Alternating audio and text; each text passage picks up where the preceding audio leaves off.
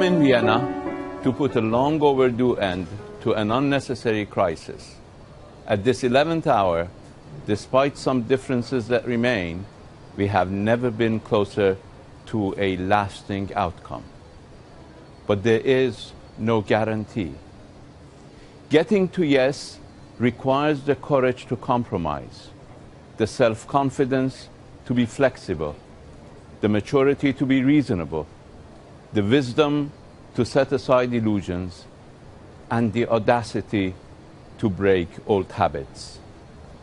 Some stubbornly believe that military and economic coercion can ensure submission.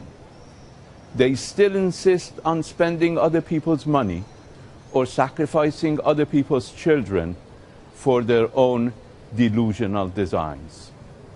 I see hope because I see emergence of reason over illusion. I sense that my negotiating partners have recognized that coercion and pressure never lead to lasting solutions, but to more conflict and further hostility. They have seen that 8 years of aggression by Saddam Hussein and his patrons did not bring the Iranian nation that stood all alone to its knees.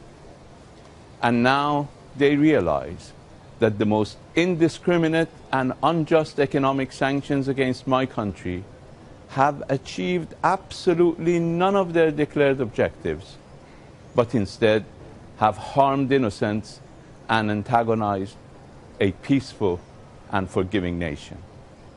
They have opted for the negotiating table, but they still need to make a critical and historic choice: agreement or coercion. In politics, as in life, you can't gain at the expense of others. Such gains are always short-lived. Only balanced agreements can withstand the test of time. We are ready to strike a balanced and good deal and open new horizons to address important common challenges. Our common threat today is the growing menace of violent extremism and outright barbarism. Iran was the first to rise to the challenge and propose to make confronting this threat a global priority when it launched WAVE, World Against Violence and Extremism. The menace we're facing, and I say we because no one is spared, is embodied by the hooded men who are ravaging the cradle of civilization. To deal with this new challenge, new approaches are badly needed. Iran has long been at the forefront in the fight against extremism. I hope my counterparts will also turn their focus and devote their resources to this existential battle. 1,000 years ago, the Iranian poet Ferdowsi said, "Be relentless in striving for the cause of good. Bring the spring, you must.